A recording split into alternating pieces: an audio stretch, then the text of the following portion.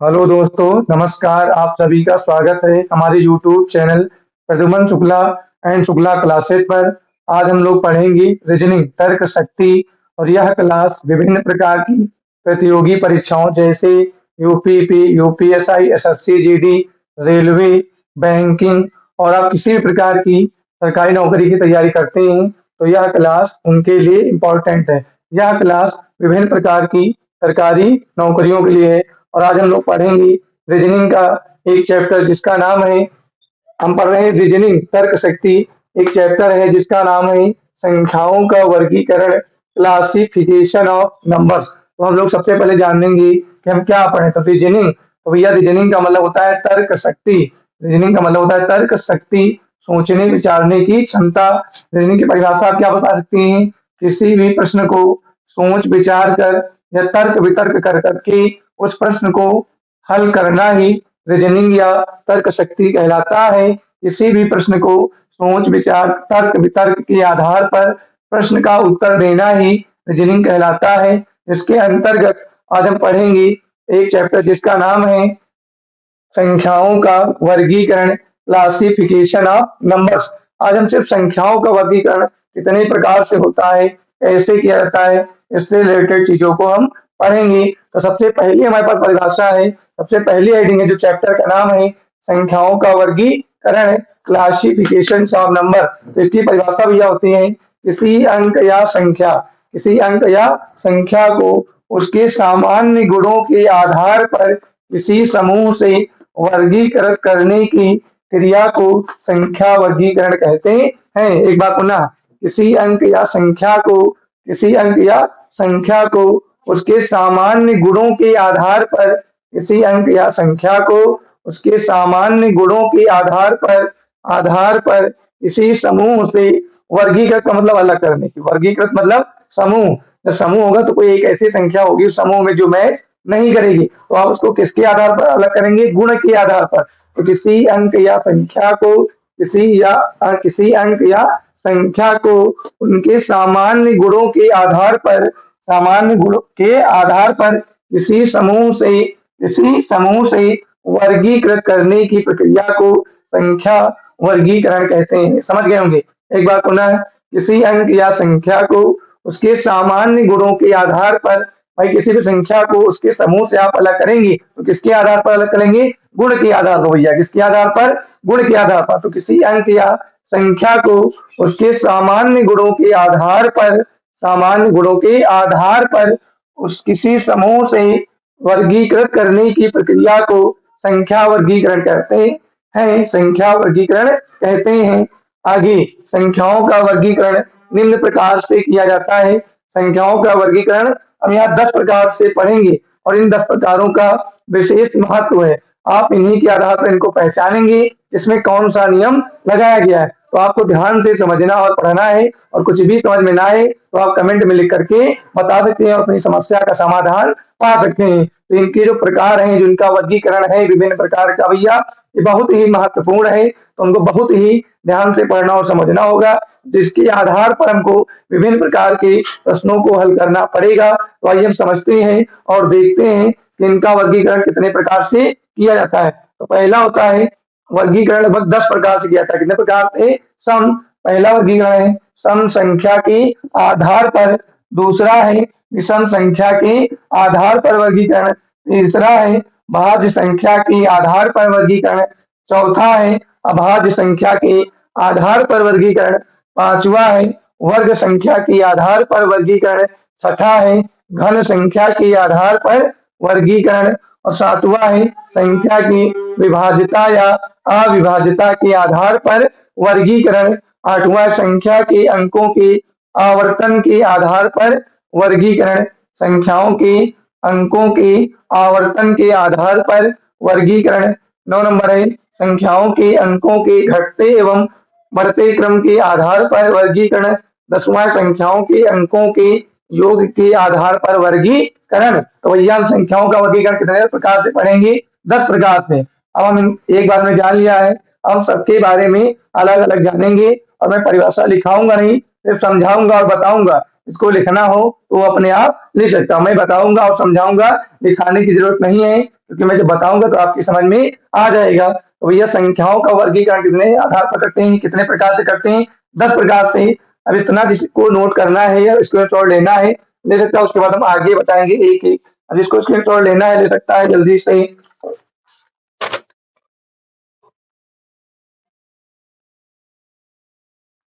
इसको नोट करना है नोट कर सकता है, इसको मिटाएंगे फिर हम अलग अलग एक एक वर्गीकरण को समझेंगे, उसके आधार पर अलग अलग। इसको नोट करना है नोट करो, स्क्रीनशॉट लेना है ले सकता है। हम मिटाने जा रहे हैं। और सबसे पहला अब हम सभी वर्गीकरणों के बारे में अलग अलग पढ़ेंगे और अलग अलग समझेंगे। तो इसको नोट करना है नोट कर लो, स्क्रीनशॉट लेना है ले सकते हो। हम मिटाने जा रहे हैं, जल्दी से स्क्रीनशॉट ले लो। हम मिटाने जा रहे हैं। अब हम आगे पढ़ेंगे सभी के बारे में अलग अलग, भैया सबके बारे में अलग अलग पढ़ेंगे कि कैसे किसका प्रयोग कहाँ पर किया जाता है और क्या महत्व सबका है। और वर्गीकरण भैया आप कितने प्रकार से पढ़ चुके हो? 10 प्रकार से। तो हम सबके बारे में भैया अब एक एक पढ़ेंगे अलग अलग। क्या पढ़ेंगे? अलग अलग, लिखने की जरूरत नहीं है, फिर आप समझ सकते हैं। नंबर एक है सम संख्या के आधार पर। सम संख्या के आधार पर वर्गीकरण। सम संख्या के आधार पर वर्गीकरण पहला हम पढ़ेंगे सम संख्या के आधार पर वर्गीकरण। तो आप ऑलरेडी सम संख्या के बारे में जानते हैं, अगर आप थोड़ा भी मैथ पढ़े हैं तो सम संख्या के बारे में आप जानते हैं। तो सम संख्याएं भी एक ऐसी संख्या होती हैं, ऐसी संख्याएं जो दो से पूर्णतया विभाजित हो जाएं।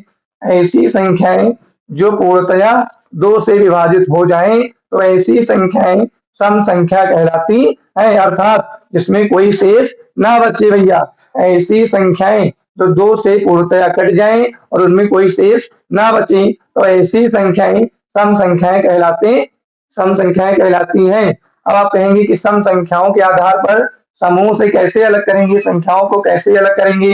तो हम देखते हैं, मान लेते हैं एग्जाम्पल लेते हैं और सम संख्याओं में आप लिख सकते हैं जैसे कौन कौन सी, 2 4 6 8 10 डॉट डॉट आदि बहुत सी संख्याएं हो सकती हैं। ऐसी संख्याएं जो दो से पूर्णतः विभाजित हो जाएं और उसमें कुछ भी शेष ना बचे, तो ऐसी संख्याएं सम संख्याएं कहलाती हैं। और पहला है सम संख्याओं के आधार पर वर्गीकरण। हम पढ़ेंगे सम संख्याओं के आधार पर वर्गीकरण कैसे करेंगे। तो मान लो क्वेश्चन दिया गया है, 4 है, 2 है, पहला है 2 3 और 4 तीसरा विकल्प दिया गया है और 8। अब आपको बताना है इसमें भैया कौन सी संख्या ये अपने समूह से अलग है, कौन सी अलग है। समूह मतलब 4 5 संख्या दी जाएंगे, समूह मतलब दो से अधिक, दो से अधिक। इसमें आपको 4 संख्याएं दी गई क्वेश्चन में, तो ऐसी संख्या बताइए जो एक अपने समूह से अलग है। तो देखो कौन अलग है, 2 3 अलग है, क्योंकि 3 क्या है, सम संख्या नहीं है। 2 एकम 2, 2 दूनी 4, 2 चौके 8 और 302 विभाजित नहीं होगी। तो सम संख्या के आधार पर आप इस तरह से प्रश्नों का वर्गीकरण करेंगे। समझ गए होंगे। आपने लिया 2 3 4 8, तो आप इसमें कौन सा संख्या लगा रहे हैं, कौन सा नियम लगा रहे हैं, सम संख्या के आधार पर वर्गीकरण। सम संख्या के आधार पे 4 में आपको ऐसा विकल्प मिलेगा एक जो सम संख्याओं के आधार पर उसका वर्गीकरण नहीं करेगा। 2 एकम 2, 2 दूनी 4, 2 चौके 8, सारी संख्याएं 2 से कट रही, लेकिन ये 2 से नहीं कटे क्योंकि सम संख्या नहीं है। तो हम पहला पढ़ चुके सम संख्या के आधार पर वर्गीकरण। अब हम दूसरा पढ़ेंगे विषम संख्या के आधार पर वर्गीकरण। विषम संख्या के आधार पर वर्गीकरण, विषम संख्या के आधार पर वर्गीकरण, ये समझना बहुत ही इंपॉर्टेंट है, इसी पर आपके सवाल डिपेंड करते हैं। अब आ जाइए विषम संख्या है, तो ऐसी संख्या जो 2 से पूर्णतया ना कटे और एक कुछ ना कुछ हासिल बच जाए। ऐसी संख्याएं जो 2 से पूर्णतया विभाजित ना हो और उसमें कुछ ना कुछ शेष बच जाए, तो ऐसी संख्याएं विषम संख्याएं कहलाती हैं। ऐसी संख्याएं जो 2 से पूर्णतया विभाजित ना हो और उसमें कुछ ना कुछ शेष बच जाए, तो ऐसी संख्याएं विषम संख्याएं कहलाती हैं। अब विषम संख्याओं के आधार पर आप संख्याओं का वर्गीकरण कैसे करेंगे? जैसे इसमें अगर लिखना है तो लिख सकते हैं 3 है, 5 है, 7 है, 9 डॉट डॉट आदि बहुत संख्याएं हो सकती है। अब आपको क्वेश्चन लेना है विषम संख्याओं के आधार पर आपको समूह से, समूह का मतलब मैं बार बार बता रहा हूँ, समूह का मतलब 2, 3, 4, तो आपको पास 4 विकल्प दिए जाते हैं। कितने विकल्प? 4 विकल्प आपके पास दिए जाएंगे। तो उन संख्याओं को भैया आपको उसमें से एक ऐसी संख्या मिलेगी जो उस समूह का नियम का पालन नहीं करती होगी, मतलब वो विषम संख्या के आधार पर उसका वर्गीकरण नहीं होगा। तो आपको देखना है क्या क्वेश्चन हो सकता है। क्वेश्चन हो सकता है 3 हो सकता है, पहला पहला ऑप्शन 3 हो सकता है, दूसरा 8 हो सकता है, और तीसरा हो सकता है 11 हो सकता है, और चौथा हो सकता है 8। अब आपको विषम संख्या के आधार पर वर्गीकरण करना है, अर्थात विषम संख्या के आधार पर समूह से अलग करना है, क्योंकि संख्याओं का वर्गीकरण क्या कहलाता है? किसी अंक या संख्या को किसी अंक या संख्या को संख्या की सामान्य गुणों के आधार पर समूह से वर्गीकृत करना ही, वर्गीकृत का मतलब समूह से छांटना ही संख्याओं का वर्गीकरण कहलाता है। अर्थात आपको 4 संख्याएं दी जाएंगी, जो आपने 10 गुण पढ़े हैं उनमें से 4 में से एक गुण जो है, जब मतलब 4 संख्याओं में एक संख्या उनसे अलग हो जाएगी, वो विभिन्न प्रकार के गुणों पर डिपेंड करेगी, और आप सभी गुणों के बारे में अलग अलग पढ़ रहे हैं। तो आप पढ़ रहे हैं यहाँ पर विषम संख्याओं के आधार पर वर्गीकरण। तो देखो 3 विषम है, 7 विषम है, 11, लेकिन 8 विषम नहीं है। तो ये संख्याओं के समूह से अलग है, विषम संख्याओं के आधार पर इसका वर्गीकरण हो रहा है। तो ये भी विषम, ये भी विषम है, और ये भी विषम। तो आपका आंसर कितना आएगा? 8, क्योंकि विषम संख्या के आधार पर इसका वर्गीकरण नहीं किया जा सकता, क्योंकि ये विषम संख्या नहीं है। आप समझ गए होंगे। अब हम तीसरा टॉपिक पढ़ेंगे। अब हम पढ़ेंगे तीसरा पॉइंट क्या है। हम पढ़ेंगे तीसरा पॉइंट है भाज्य संख्या के आधार पर। तीसरा है भाज्य संख्या के आधार पर। भाज्य संख्या के आधार पर, भाज्य संख्या के हम पढ़ेंगे नंबर 3 भाज्य संख्या के आधार पर वर्गीकरण। और नंबर 3 पढ़ेंगे भाज्य संख्या के आधार पर वर्गीकरण। तो भाज्य संख्या क्या होती है? वे प्राकृतिक संख्याएं जो एक या स्वयं के अतिरिक्त, भैया एक हो और स्वयं हो, और स्वयं के अतिरिक्त मतलब कोई और हो, वे प्राकृतिक संख्याएं जो एक या स्वयं के अतिरिक्त दूसरी संख्या से भी विभाजित हो तो उसे भाज्य संख्या कहते हैं। जैसे 4 है, एक से भी कट जाएगा, 2 दूनी 4, 2 भी है और 2 के अलावा भी है, मतलब स्वयं हो, एक हो, स्वयं हो, स्वयं के अतिरिक्त हो। जैसे 6 कम 6, 1 गुणे 6, 6 कम 6 और 2 तिया 6, मतलब एक हो, स्वयं हो, अतिरिक्त मतलब किसी और से भी विभाजित हो जाए, तो ऐसी संख्याएं भी यह क्या कहलाएंगी? भाज्य संख्याएं। एक हो, स्वयं हो संख्या हो, और स्वयं के अतिरिक्त और भी कोई संख्या हो, तो वो अगर उससे विभाजित होती है तो वो भाज्य संख्या कहलाती है। तो देखो भैया, वे प्राकृतिक संख्याएं जो एक या स्वयं के अतिरिक्त दूसरी संख्या से भी विभाजित हो उसे भाज्य संख्या कहते हैं। जैसे 4, 6, 8। और ऐसे प्रश्नों में एक को छोड़कर अन्य सभी संख्याएं भाज्य संख्या होती है। एक को छोड़ करके अन्य सभी संख्याएं भाज्य संख्याएं होती हैं। अगला पढ़ेंगे 4 नंबर अभाज्य संख्या के आधार पर वर्गीकरण। नंबर 4 पढ़ेंगे अभाज्य संख्या के आधार पर वर्गीकरण। एक से बड़ी ऐसी प्राकृतिक संख्याएं जो एक या स्वयं से विभाजित हो, अर्थात किसी दूसरे से विभाजित ना हो भैया, एक से हो और स्वयं से हो और किसी दूसरे से विभाजित ना हो, तो ऐसी संख्याएं अभाज्य संख्याएं कहलाती हैं। एक से विभाजित हो और स्वयं से विभाजित हो और किसी दूसरे से विभाजित ना हो, तो ऐसी संख्याएं अभाज्य संख्याएं कहलाती हैं। और एक से विभाजित हो, स्वयं से विभाजित हो और किसी अन्य से विभाजित हो, तो ऐसी संख्याएं भाज्य संख्याएं कहलाती हैं। इसमें लिख दिया है, नोट करना है तो नोट कर सकते हो। एक से बड़ी ऐसी प्राकृतिक संख्याएं जो एक या स्वयं से विभाजित हो तो उसे अभाज्य संख्या कहते हैं। जैसे 2, 3, 5 इसी डॉट डॉट डॉट। किसी को नोट करना है, स्क्रीनशॉट लेना है तो ले सकता है, इसके बाद हम मिटाएंगे और आगे समझेंगे आगे कौन सा है। इसको जल्दी से स्क्रीनशॉट लो हम मिटाने जा रहे हैं मिटाने जा रहे हैं, जल्दी से स्क्रीनशॉट लो। हम आगे पढ़ेंगे 5वां प्रकार। 5वां प्रकार क्या है? क्योंकि आप ये क्यों पढ़ रहे हैं? क्योंकि आपको अगर ये पता नहीं होगा इस नियम से आप सवाल को लगा रहे हैं क्या नियम, अगर नियम आपको पता नहीं तो सवाल को हल नहीं कर पाएंगे। इसलिए पहले हमको नियम को जानना बहुत जरूरी है भैया। जब तक आप नियम नहीं जान पाएंगे तब तक सवाल हल नहीं कर पाएंगे।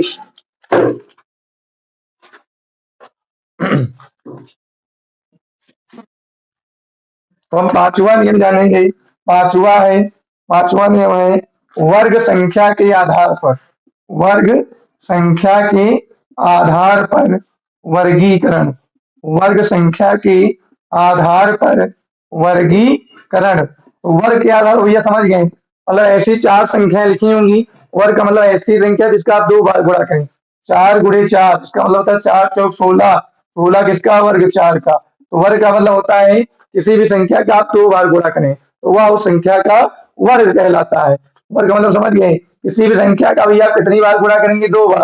अगर आप किसी भी संख्या का दो बार गुणा करेंगे तो वह उस संख्या का वर्ग कहलाएगा। तो आप इसको स्क्वायर के रूप में लिख सकते हैं। तो वर्ग संख्या के आधार पर वर्गीकरण कैसे करते हैं? आपको चार संख्याएं दी जाएंगी, उसमें तीन संख्याएं किसी न किसी का वर्ग होंगी और चौथी संख्या वर्ग किसी का नहीं होगा। मतलब आप उन संख्याओं में से समूह से एक संख्या का वर्गीकरण करेंगे। समूह मतलब चार पांच संख्याएं दी जाती हैं, लेकिन हमको पता है कि विकल्प में से कितनी संख्याएं? चार संख्या। पेपर में जब पूछा जाएगा तो विकल्प में कितनी संख्याएं? चार। तो चार में एक ऐसी संख्या होगी जो किसी का वर्ग नहीं होगी, बाकी तीन संख्या होगी जो किसी न किसी का वर्ग होंगी। तो आप उनको वर्ग संख्या के आधार पर वर्गीकरण करके उनको सही आप आंसर, उनका आप सही आंसर पता कर सकते हैं। आप वर्ग संख्या के आधार पर वर्गीकरण का नियम लगा सकते हैं और नियम लगा करके उसमें से पता कर सकते हैं कि ऐसी कौन सी संख्या, ऐसी कौन सी संख्या है जो किसी का वर्ग नहीं है। तो वर्ग संख्या के आधार पर जो वर्गीकरण होता है इसमें चार संख्याएं दी हो जाएंगी विकल्प में और तीन संख्याएं किसी न किसी का वर्ग होंगी और चौथी संख्या जो वर्ग नहीं होगी उसी को आपको समूह से अलग करना ही वर्ग के आधार पर संख्याओं का वर्गीकरण कहलाता है। और हम अगला पढ़ेंगे घन के आधार पर। घन संख्या के आधार पर, घन संख्या के आधार पर वर्गीकरण, घन संख्या के आधार पर वर्गीकरण। तो घन का मतलब समझ गए, ऐसी कोई संख्या जिसका आप तीन बार गुणा करें। 4 × 4 = 16, चौके 64। 64 का मतलब 4 की पावर 3। किसी भी पावर, अगर किसी भी संख्या की पावर 3 लिखी जाती है तो वो संख्या का वो घन कहलाती। क्या कहलाती? वर्ग मतलब 2 और घन मतलब 3। तो आपको अब जैसे वर्ग वाला नियम लगाना वैसे ही घन, किसी भी संख्या का आप तीन बार गुणा करें या उसकी पावर 3 लिख देंगे। जैसे कोई संख्या है उसका आप तीन बार अगर उसकी पावर 3 लिखते हैं तो वो कहलाता है घन। क्या कहलाता है? घन। किसी भी संख्या की पावर अगर आप 3 लिखेंगे तो उनका कहलाएगा घन। तो आपको इसमें चार संख्याएं दी जाएंगी और चार में से तीन भैया किसी न किसी का क्या होंगी? घन। और उस समूह में से एक ऐसी संख्या दी जाएगी जो किसी का घन नहीं होगी। तो आपको घन संख्या के आधार पर उस संख्या का वर्गीकरण कर देना है, अर्थात उस संख्या को छांट करके बाहर निकाल लेना। तो घन का मतलब भैया ऐसी कोई संख्या दी जाएगी जिसकी पावर आप 3 करेंगे तो वो कहलाता है घन। उस संख्या का क्या कहलाता है? घन। इसका वर्गीकरण करने के लिए आप क्या करेंगे? चार संख्याएं आपके पास दी जाएंगी और तीन संख्याएं किसी न किसी का वो घन होंगी। और घन का मतलब उस संख्या का आप कितनी बार गुणा करेंगे? 3 बार। घन का मतलब होता है 3 बार, उसकी पावर 3 लिख देंगे तो वो उसका घन कहलाएगा। और चार संख्याएं दी जाएंगी, चार में से तीन किसी न किसी का घन होंगी और चौथी संख्या उस समूह में किसी का घन नहीं होगी। उसी को आपका छांट करके, उसी संख्या को आपको छांट करके अलग करना ही घन संख्या के आधार पर वर्गीकरण कहलाता है। हम अब अगला पढ़ेंगे। अगला हमारा है 7 नंबर। 7 नंबर हमारे पास है संख्या की विभाज्यता। संख्या की, संख्या की विभाज्यता, विभाज्यता या अविभाज्यता के आधार पर, अविभाज्यता के आधार पर वर्गीकरण, के आधार पर वर्गीकरण, के आधार पर वर्गीकरण, वर्गीकरण। तो भैया ये क्या होगा? संख्या की विभाज्यता या अविभाज्यता के आधार पर वर्गीकरण। इसमें दो शब्द लिखे हैं, विभाज्यता और अविभाज्यता। कुछ संख्याएं दी जाती हैं आपको, विभाज्यता का मतलब जो पूरी तरह से कट जाए, विभाजित हो जाए। जैसे अगर 54 दिया गया तो 54 दो से पूरी तरह से क्या हो जाए? विभाज्य हो जाए। अगर पूरी तरह से कट जाए और कुछ भी ना बचे तो वो कहलाती विभाज्य, और जब कुछ बच जाती तो वो कहलाता है अभाज्य।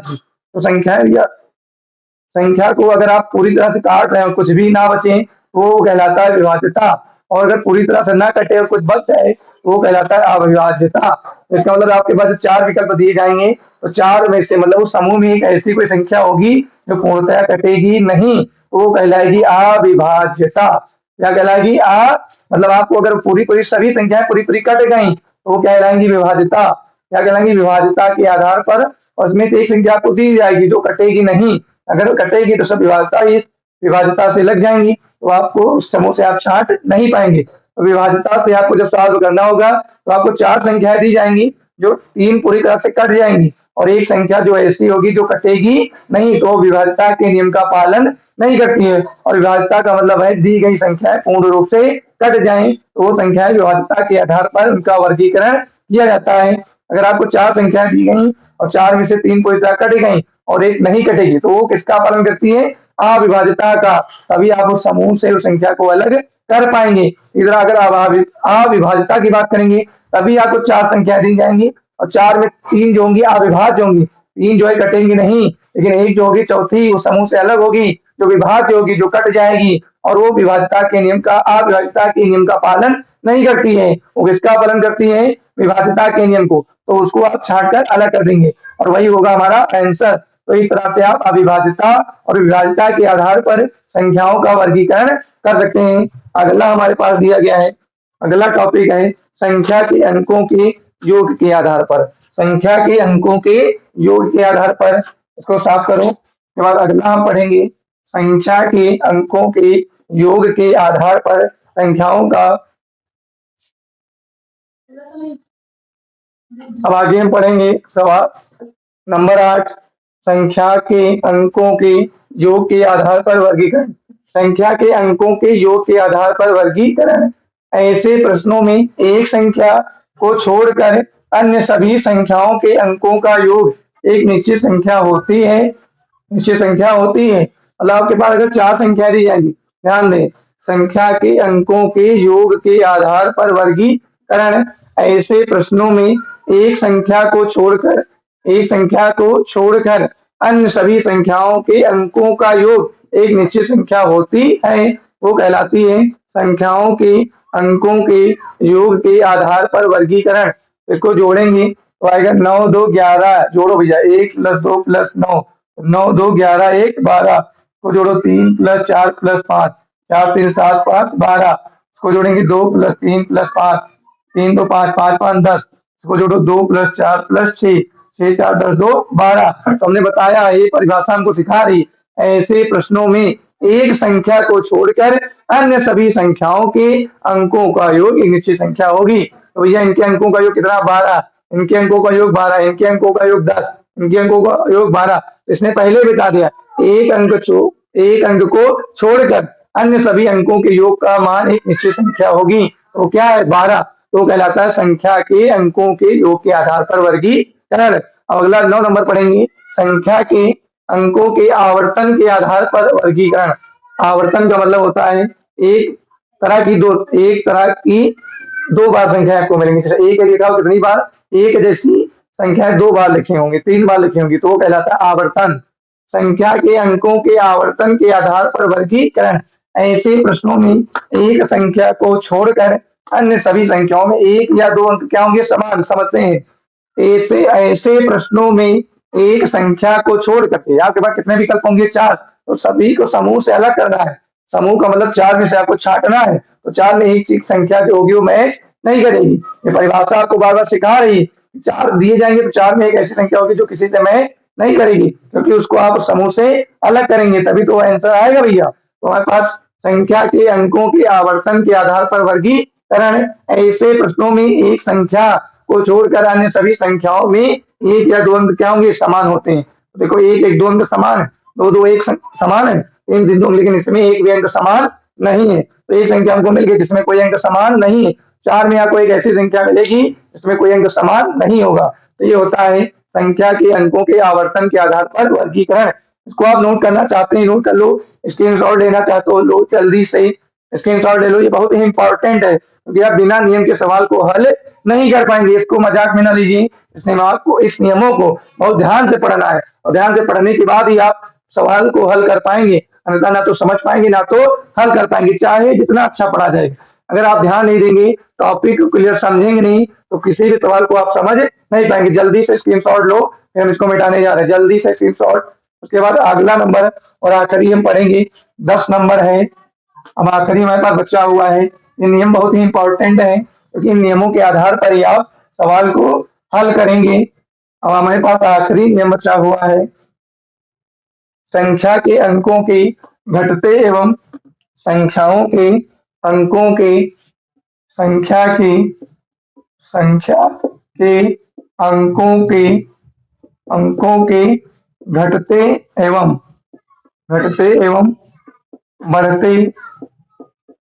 बढ़ते क्रम में संख्याओं का वर्गीकरण वर्गीकरण यहाँ पर दो चीजें एक साथ जोड़ दी गई, घटते एवं बढ़ते, संख्या के अंकों के घटते एवं बढ़ते क्रम में संख्याओं का वर्गीकरण। तो हम पहले समझते हैं संख्या के अंकों के घटते क्रम में संख्याओं का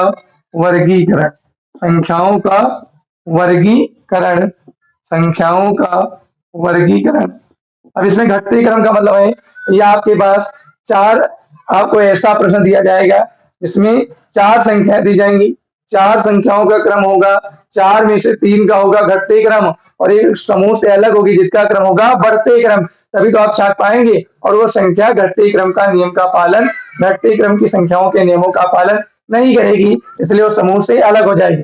संख्याओं के अंकों के घटते क्रम में संख्याओं का वर्गीकरण से आप क्या समझते हैं, इसके बारे में क्या जानेंगे। तो संख्या आपको एक ऐसा प्रश्न दिया जाएगा इसमें 4 विकल्प होंगे और 4 में से 3 विकल्प भैया आपके पास दिए गए संख्याओं के घटते क्रम में और एक विकल्प दिया जाएगा बढ़ते क्रम में, क्योंकि उससे वो भिन्न होगा और उसी को आप क्या करेंगे, समूह से अलग करेंगे। तो हम एक एग्जाम्पल से समझते हैं। मान लीजिए हमारे पास 4 विकल्प दिए गए, 4 3 2, दूसरा विकल्प दिया गया 6 5 4, तीसरा विकल्प दिया गया है 8 7 6 और चौथा विकल्प दिया गया है 5 6 7। अब आपको संख्या के अंकों के घटते क्रम में इसको देखना है। तो देखो 4 3 2 घट रहा, 6 5 4 घट रहा, 8 7 6 घट रहा, लेकिन 5 6 7 घट नहीं रहा, क्या रहा, बढ़ रहा। तो ये संख्या क्या है, ये जो संख्या है चौथा विकल्प है, वो संख्या के अंकों के घटते क्रम के संख्याओं के नियम का पालन नहीं करती, इसीलिए भैया ये संख्या समूह से क्या हो जाएगी, अलग, और यही हो जाएगा हमारा आंसर। तो आप समझ गए होंगे, आपके पास 4 विकल्प दिए जाएंगे और 4 में 3 जो है घटते नियमों के क्रम का पालन करेंगे और चौथी संख्या क्रम का पालन नहीं करेगी और वो उससे हो जाएगी अलग और हो जाएगी समूह से अलग, वही हो जाएगा हमारा आंसर। दूसरा आप देख सकते हैं, संख्या के अंकों के बढ़ते क्रम में, कौन से, बढ़ते क्रम में संख्याओं का वर्गीकरण। अभी तक हम पढ़ रहे थे घटते क्रम में, अब भैया कौन सा क्रम पढ़ रहे हैं, बढ़ते क्रम। तो आप फिर वही नियम, आपके पास एक ऐसा प्रश्न दिया जाएगा जिसमें 4 संख्याएं दी जाएंगी, 4 विकल्प दिए जाएंगे जिसमें 3 विकल्प बढ़ते क्रम की संख्याओं के नियमों का पालन करेंगे और एक ऐसा विकल्प होगा जो बढ़ते क्रम में संख्याओं के नियमों का पालन नहीं करेगा और वही होगा उससे अलग और वही कहलाएगा हमारा आंसर। जैसे देख सकते हैं यहाँ पे क्या पढ़ रहे हैं, बढ़ते क्रम में, जैसे 8 9 10, पहला विकल्प क्या है 8 9 10, दूसरा विकल्प है 4 5 6, तीसरा विकल्प है 3 4 5 और चौथा विकल्प है 6 4 3। तो देखो ये बढ़ रहा 8 9 10, 4 5 6 बढ़ रहा, 3 4 5 बढ़ रहा, 6 4 3 ये क्या कर रहा, घट रहा है, तो ये उसका नियम का पालन नहीं करता, ये उससे अलग है। तो इस तरह आप समझ गए, किसी को स्क्रीनशॉट लेना है तो ले सकता है, इत्यादि हम पढ़ेंगे। अब एक्सरसाइज, इससे रिलेटेड सवाल हम पढ़ेंगे। अब हम पढ़ेंगे प्रश्नावली और इन नियमों को भैया आप एक बार ध्यान से पुनः पढ़ेंगे और कोई भी समस्या है तो आप बता सकते हैं, बहुत ही इंपॉर्टेंट नियम, इन्हीं के आधार पर आप सवालों को लगाएंगे। इसको स्क्रीनशॉट ले सकते हैं, इसको नोट कर सकते हैं। चलिए अब हम आगे उसके बारे में समझ चुके हैं, अब हम पढ़ेंगे प्रश्नावली और प्रश्नावली में कुछ सवाल हमको दिए गए हैं और इन सवालों को सॉल्व करेंगे। इन सवालों को सॉल्व करने से आपने जो 10 प्रकार पढ़ा है उन्हीं पे आधारित क्वेश्चन है भैया। तो एक बार मैं पुनः निवेदन करता हूँ, जो आपने 10 प्रकार पढ़े हैं उस वीडियो को एक बार पुनः आप दोबारा देखेंगे, जैसे आप समझ जाएंगे और आप समझ जाएंगे तो सवालों को आसानी से कर सकते हैं। आज से मैं थोड़े सवाल लिए हैं और के आगे मैं और ज्यादा सवाल बताऊंगा और वो आपके उन 10 नियमों पर आधारित होंगे। तो आज आइए देखते हैं कुछ सवालों को। तो मेन क्वेश्चन हमारे पास दिया गया है, वो लिखा हुआ है, नीचे दिए गए 4 में से 3 किसी प्रकार से एक जैसे, मतलब हमने बताया था 4 में से 3 एक जैसे, हम जो चौथे को अलग करना होगा क्योंकि चौथा प्रश्न जो होगा समूह से वो क्या होता है, अलग करना होता है, और वो उसी 10 नियमों में से किसी एक का पालन नहीं करता होगा, और जो अलग करना होगा वही कहलाएगा हमारा आंसर भैया। हमने बताया था 3 मैच करेंगे लेकिन चौथा मैच नहीं करेगा, लेकिन ये सवाल लगाने पर पता चलेगा कि 10 में से वो किस गुणों पर आधारित वर्गीकरण है। तो आप पढ़ेंगे नीचे दिए गए 4 में से 3 किसी प्रकार से एक जैसे हैं और इस प्रकार से ये एक अपना समूह का निर्माण करते हैं। बताइए इनमें से कौन एक ऐसा है जो अन्य 3 से भिन्न होगा। तो उन्हें बताया था कोई भी विकल्प आपके पास दिया, कोई भी सवाल दिया जाएगा तो उसमें 4 विकल्प होंगे और 4 में से 3 होंगे एक जैसे और चौथा होगा अलग, और उसी में से हमको छांटना होगा कि किस गुण के आधार पर, किस वर्गीकरण के आधार पर ये चौथी संख्या तीनों से भिन्न है। तो हम क्वेश्चन समझ गए, आपके पास 4 विकल्प हैं, 4 में से 3 एक समान होंगे और चौथा चारों से क्या होगा, भिन्न, और भिन्न मतलब अलग, और हमने आप 10 प्रकार पढ़ चुके हैं, उन्हीं में से किसी एक प्रकार पर आधारित रहेगा और वो बताएगा मैं इस नियम के तहत इनसे अलग हूं, और समूह से छांटने का काम करेंगे आप, और वही कहलाएगा हमारा आंसर। तो पहला क्वेश्चन देखते हैं। पहला क्वेश्चन दिखाया गया 10 है, 50 है, 100 है, 105। तो फिर बताइए सही आंसर कौन आएगा। तो आपको किसी एक नियम का इसमें प्रयोग करना है। तो देखो जैसे 10 एकम 10, 10 पचे 50, 10 दहम 100 और 10 105 से विभाजित नहीं हो रहा, तो इसमें कौन सा नियम लग रहा है, इसमें लग रहा है विभाजित वाला नियम। कौन सा, विभाजित वाला, विभाजिता या अविभाजिता का नियम। तो देखो 10 से विभाजित हो रही, 10 एकम 10, 10 पचे 50, 10 दहम 100 और 10 से विभाजित नहीं हो रहा, तो ये तीनों संख्या से क्या है, भिन्न है, अलग है, तो ये कहलाएगा हमारा आंसर। कौन सा नियम लगाया आपने, विभाजिता के आधार पर 3 संख्या 10 से विभाजित हो रही, चौथी संख्या 10 से विभाजित नहीं है, ये समूह से अलग होगी और इसी को छांटना होता है और ये हमारा कहलाएगा आंसर। सवाल लगाना बहुत ही आसान है, सेकेंडों में आप सवाल को सॉल्व कर सकते हैं, लेकिन आपको जब नियम और कानून पता होगा तभी तो। देखो पहला 10 एकम 10, 10 पचे 50, 10 दाम 100, ये 10 से विभाजित नहीं हो रहा है, तो चौथा आएगा हमारा आंसर, क्योंकि ये समूह से अलग है, 3 एक जैसे और चौथा 10 से विभाजित नहीं हो रहा। दूसरा 2 एकम 2, 2 दूनी 4, 2 तिया 6, 2 चौके 8, या आप कह सकते हैं ये सम संख्या है, 2 4 6, ये तीनों संख्याएं कैसी हैं, सम, 9 कैसी विषम, तो ये क्या है, समूह से अलग है, तो ये आ जाएगा हमारा आंसर। तो ये आपने किस नियम के आधार पर किया, सम संख्याओं के आधार पर वर्गीकरण किया, 2 भी सम है, 4 भी सम है, 6 भी सम है और 9 सम नहीं है, तो ये 3 एक जैसे की चौथी संख्या तीनों से भिन्न है, तो ये हो जाएगा हमारा भैया आंसर। क्या हो जाएगा आंसर, बहुत ही आसान सवाल। देखो 144, 159, 256, 288, तो ये देखो 12 का वर्ग है भैया, किसका वर्ग, 12 का वर्ग, ये किसका वर्ग, 13 का वर्ग, ये किसका वर्ग, 14 का, और ये किसी का वर्ग नहीं है, तो ये वर्ग संख्या के आधार पर वर्गीकरण करें, 3 किसी न किसी संख्या का वर्ग है लेकिन चौथी संख्या किसी का वर्ग नहीं है, तो वर्ग संख्या के आधार पर ये संख्या तीनों एक जैसी है, तीनों भिन्न मतलब तीनों एक समान है लेकिन चौथी क्या भिन्न, तो यह आ जाएगा हमारा आंसर। ये समूह से अलग है, क्यों, क्योंकि तीनों संख्या में ये किसी न किसी का वर्ग है लेकिन चौथी संख्या किसी का वर्ग नहीं है, तो ये भैया तीनों संख्याओं से क्या है, भिन्न, जो भिन्न संख्या होगी वही समूह से क्या होगी, अलग, और वही हमारा कहलाएगा आंसर। बहुत ही आसान सवाल। चौथा सवाल 84, 26, 78, 91, देखो 13 दूना 26, 13 से 78, 13 से 91 और 13 से विभाजित नहीं हो रही, विभाजिता का नियम लग रहा है, तो 13 देखो 13 दूना 26, 13 से 78, 13 से 91 और 84 13 से विभाजित नहीं होती, तो ये तीनों से भिन्न है, ये विभाजिता के नियम का पालन नहीं करती, तो ये समूह से क्या है, अलग, तो ये जाएगा हमारा आंसर। बहुत ही सवाल आसान है भैया, बहुत ही आसान सवाल। अब आगे देखो, देखा 52, 96, 24 और 36। अब इसमें देखो भैया ऐसी कौन सी संख्या है जो किसी नियम के आधार पर अलग है, तो देखो कोई संख्या है भैया, ऐसी कोई संख्या है जो किसी के नियम के आधार पर अलग हो भैया, जल्दी छाट के बताओ। अब भैया आपने चौथा सवाल लिया है, पांचवा सवाल 52, 96, 24, 36, आप इसमें कौन सा नियम लगाएंगे, तो देखो 36 6 का पूर्ण वर्ग है और 24 किसी का वर्ग नहीं, 96 नहीं, ये नहीं, इन तीनों से क्या है, ये अलग है क्योंकि 6 का पूर्ण वर्ग है, तो ये आ जाएगा हमारा आंसर। ये संख्याएं किसी का वर्ग नहीं है, ये तीनों एक समान लेकिन ये तीनों से क्या है, अलग है, तो ये 6 का पूर्ण वर्ग है, तो ये तीनों से क्या है, भिन्न, तो ये आ जाएगा हमारा आंसर भैया। अब 23 है, 12 है, 72 है, 96, ये सारी संख्या भैया देखो 12 सम है, 72 सम है, 96 सम है, लेकिन 23 सम नहीं है। तो ये तीनों संख्याओं से क्या है, भिन्न। सम संख्या के आधार पर ये तीनों संख्या से कैसी है, भिन्न। तो जो भिन्न संख्या होती है उसी को हमको अलग करना होता है, उसी को समूह से अलग करना है। तो ये हो जाएगा हमारा आंसर 17, 19, 13। ये भी विषम, ये भी विषम, ये भी विषम। और ये क्या है, सम। सम का मतलब जो स्वयं से कटती है, एक से कटे और किसी अन्य से भी कट जाए। तो देखो एक से भी कट रही हो, तीनों पची 15, मतलब जो स्वयं से कटे और अन्य संख्याओं से भी कट जाए। तो ये देखो स्वयं से कटती है और किसी अन्य से भी कटती है, और ये सिर्फ स्वयं से कटे और किसी अन्य से कटे नहीं। तो ये तीनों से भैया क्या है, भिन्न है। 15 एकदम 15, तीनों पची 15, स्वयं से कटती है और दूसरे से, तो ये तीनों संख्याओं से भिन्न है, अलग है। ये आ जाएगा हमारा आंसर 120, 145 और 37 और 50।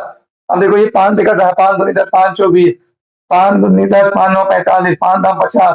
ये सारी संख्याएं 5 से भैया क्या हो रही है, विभाजित, लेकिन 37 5 से विभाजित नहीं हो रही है। तो ये जो है सभी संख्याओं से क्या, तीनों संख्याओं से भिन्न है, और उसी में से आपको एक छांटना होता है। तीनों से भिन्न है, वही कहलाएगा आपको आंसर। क्या कहलाएगा आपका आंसर। तो आपने बहुत ही आसानी से सवालों को सॉल्व कर लिया, लेकिन किसके आधार पर, जो आपने वर्गीकरण पढ़ा भैया उसको बहुत ही महत्वपूर्ण तरीके से इस वीडियो को आप पुनः देखेंगे और उन वर्गीकरण को लेकर के अलग याद करके समझ लेंगे। फिर इसके आगे के सवाल हम कल पढ़ेंगे। और आज की वीडियो यहीं पर खत्म होती है। इसीलिए हमारे चैनल को देखने के लिए और इस तरह से अच्छी वीडियो देखने के लिए जो विभिन्न प्रकार की प्रतियोगी परीक्षाओं के लिए होते हैं, और हम इसी तरह के वीडियो अपलोड करते रहेंगे। और इसी तरह का वीडियो देखने के लिए हमारे चैनल प्रद्युमन शुक्ला को सब्सक्राइब करें और ज्यादा से ज्यादा शेयर करें और लाइक कमेंट भी करें कि आपको वीडियो पसंद है या नहीं पसंद है। और वीडियो में कोई भी समस्या होती है, समझ में नहीं आता है, तो आप कमेंट में लिख करके बता सकते हैं। आपकी समस्या का समाधान करने का प्रयास किया जाएगा या फिर समाधान किया ही जाएगा। और इसी तरह के वीडियो हमारे चैनल पर मिलते रहेंगे। और आप जो हमने नियम बताया उसको पढ़ना बहुत जरूरी है, क्योंकि आपको जब तक वो नियम पता नहीं होंगे तब तक आप सवालों को सॉल्व नहीं कर पाएंगे। यह आज की क्लास यहीं पर समाप्त होती है। इसके अगले क्लास आपको अगले दिन प्रोवाइड की जाएगी। धन्यवाद, नमस्कार।